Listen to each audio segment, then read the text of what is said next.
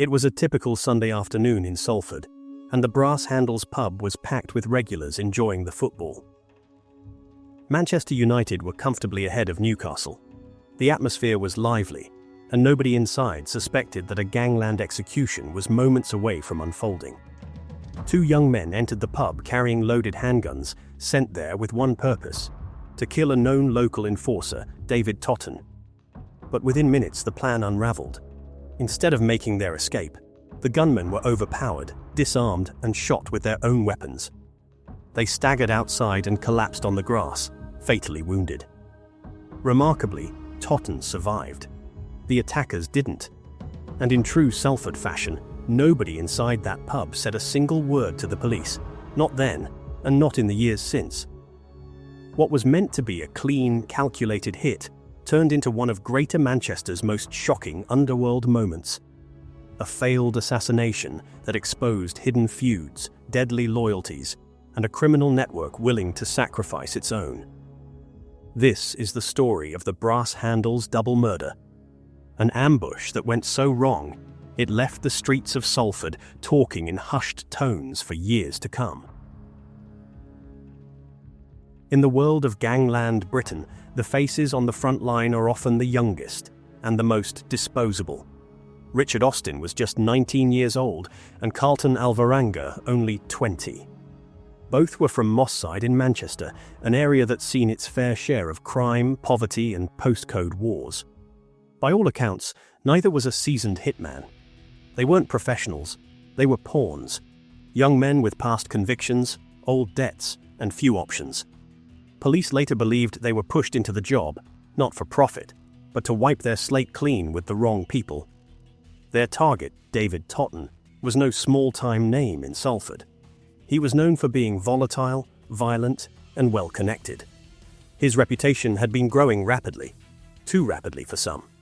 He wasn't part of any single gang, but he was feared and unpredictable, and that alone made him a problem. Wherever Totten went, tension followed. The man who allegedly ordered his killing was Bobby Spears, a Salford gangster with deep ties to the criminal underworld. Spears wasn't a street enforcer. He was a boss, operating from a distance. Wealthy, well-dressed, and calculating. On the day of the shooting, he had placed himself in the VIP box at Old Trafford, watching Manchester United, pint in hand, with what he must have thought was the perfect alibi. But Spears didn't act alone. He brought in Ian MacLeod, a veteran of South Manchester's Doddington gang. Though supposedly retired from serious crime, MacLeod still had influence and reach. He was tasked with arranging the logistics, getting the guns, finding the manpower, and directing the hit. That manpower turned out to be Austin and Alvarenga. To complete the setup, Constance Howarth was placed inside the pub. A convicted arms trafficker, she watched the target from across the bar and sent quiet, deliberate messages to MacLeod. Her role was to guide the killers in and out without fuss. It was, on paper, a complete operation. Experienced players, a well-planned alibi, and two young men ready to do the dirty work. But plans don't always play out the way they're drawn up. And once the doors to that pub opened, everything changed in seconds. The roots of this failed hit stretch back to what seems, on the surface, like a petty nightclub spat. A night in Manchester, sometime before the shooting, saw David Totten refused entry to a club. He claimed to be a friend of Bobby Spears, who was already inside. The doorman brought Spears to the door, expecting him to vouch for Totten. But instead, Spears acted like he didn't even know him. It was a public humiliation, and Totten didn't take it lightly. In the weeks that followed, Totten began drinking in the Brass Handles, a pub known to be Spears' local haunt. If it was meant to intimidate Spears, it worked. Totten wasn't just showing his face, he was making a statement. He wasn't backing down, and that deeply unsettled Spears. He saw it as disrespect, dangerous in his world where image is everything. And in gangland circles, once you've lost face, you've lost control. Spears quietly began to orchestrate a plan to eliminate Totten. He turned to Ian MacLeod, trusted, experienced, and still feared. McLeod's job was to handle the operation discreetly. But instead of hardened professionals, the ones chosen to carry out the shooting were two young lads already weighed down with debt. Carlton Alvarenga and Richard Austin weren't given a choice. They were nudged, if not outright forced, into the job. Constance Howarth sat casually at the bar with a clear view of the snooker room, played her part without hesitation. She guided the shooters over the phone, feeding updates to McLeod.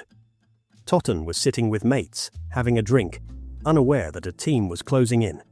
It was supposed to be quick. In and out. Leave no trace. The shooters were even told they'd be able to blend in and escape in the commotion. But this wasn't just any pub, and Totten wasn't just any target. The moment they walked through those doors, the plan began to fall apart. It was just after 2 o'clock in the afternoon on Sunday, the 12th of March, 2006. The Brass Handles pub, tucked away in Edge Hill Close, Pendleton, Salford, was heaving. Manchester United were 2-0 up against Newcastle. The atmosphere was loud, relaxed, and typically boisterous for a weekend match day. Families, locals, and regulars were enjoying the game. Among them, sat at a table near the snooker room, was David Totten, alongside his close associate Aaron Travers and a group of mates. None of them had any idea what was about to happen. Outside, a Ford Mondeo was parked nearby. Inside the car were Richard Austin and Carlton Alvarenga, masked, armed, and under pressure. Ian McLeod, who had driven them there, was still in the area. Police believed McLeod had to force them out of the car, either by pressuring them or even physically pushing them to make them go through with it. These weren't hitmen walking in with confidence. They were young, hesitant, and knew they were walking into dangerous territory. Inside the pub, sat at the bar, was Constance Howarth. From her seat she had a clear view of the snooker room. She sent updates to McLeod via mobile phone, quietly confirming Totten's exact location. At around 2:15 p.m., the two young men entered the pub. At least one of the weapons was confirmed in court to be a 9mm, the type commonly used in gang-related shootings. Witnesses later described it as a surreal shift. The room turned from cheers to chaos in seconds. Without saying a word, Richard Austin raised his handgun and opened fire, striking David Totten 6 times in the face and chest. The impact should have been fatal, but somehow, Totten survived. Aaron Travers, one of Totten's close mates, was also hit during the chaos. He had jumped up during the gunfire, possibly trying to protect his friend. Both men were seriously wounded, but alive. For a few moments, it seemed as if the hit had gone to plan. The shooters had located their targets, opened fire, and caused devastation. But just as quickly as it had started, the entire operation began to unravel. Carlton Alvarenga's weapon jammed. Whether it was due to a fault with the gun or the sheer panic of the moment remains unclear. But then, everything fell apart. The atmosphere inside the pub shifted instantly. The drinkers didn't run, they fought back. One of the tables was overturned and used as a makeshift shield. In a burst of instinctive action, a group of drinkers charged the two gunmen. The two young gunmen were overpowered and disarmed. These weren't hired killers facing an easy escape. They were two young lads who were now outnumbered, outgunned, and in serious trouble.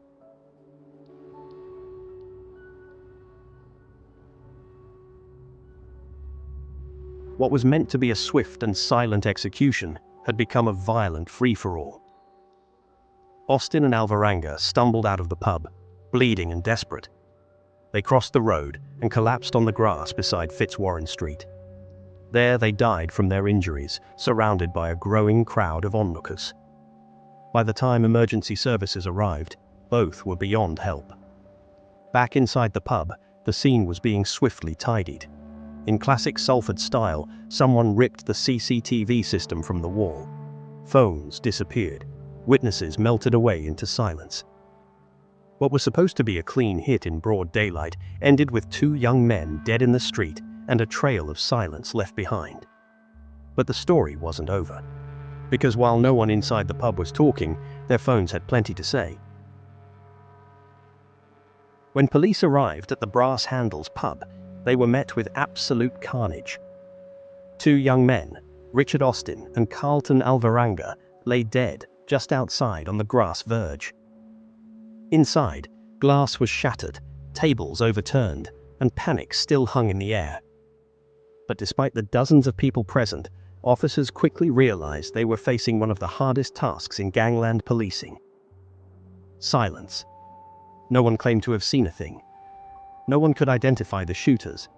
The CCTV system had already been ripped out, and the message was clear. This is Salford. You don't talk to the law. Totten and Travers, now recovering from gunshot wounds in hospital, offered no help either. Neither gave a statement, and neither identified who returned fire on the gunman.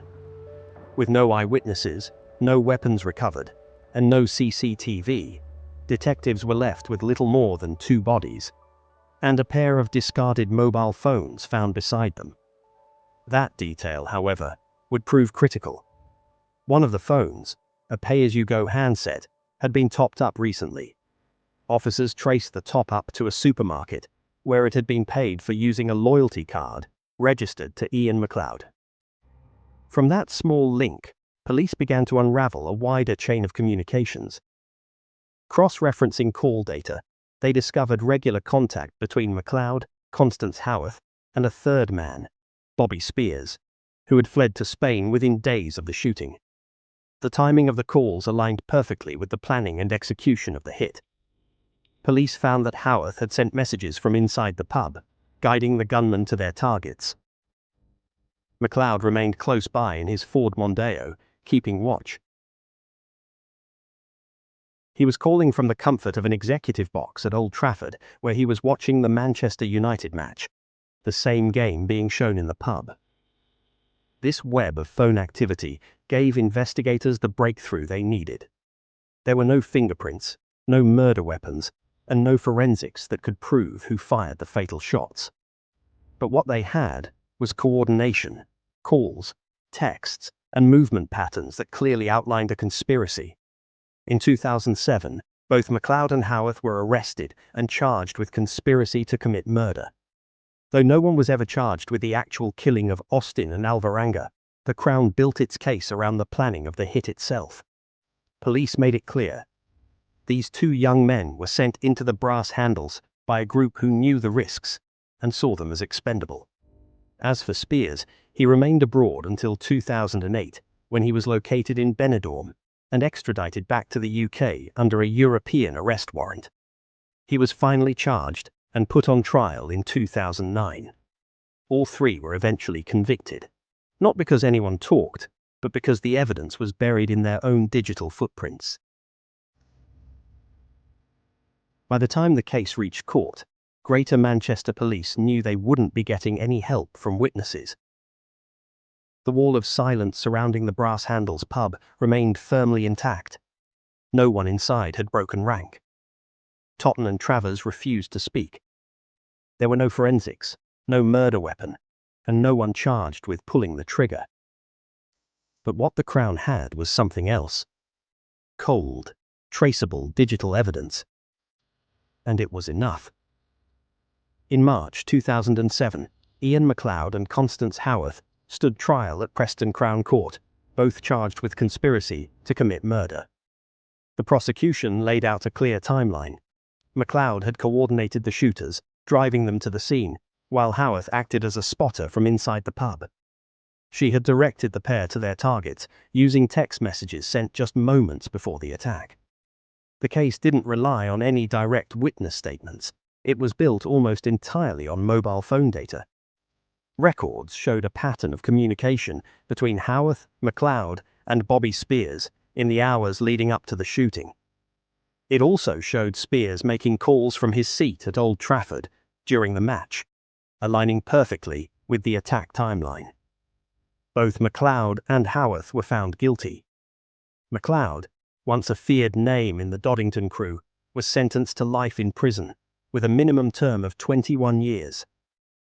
Howarth, dubbed by locals as the Black Widow due to her criminal past, was also handed a life sentence, with a minimum of 20 years. During the trial, she insisted she was innocent, telling police, "I'm just a girl. I don't know anything about guns." The jury didn't believe a word of it. Years later, she launched a legal bid to overturn her conviction, but the Court of Appeal dismissed it.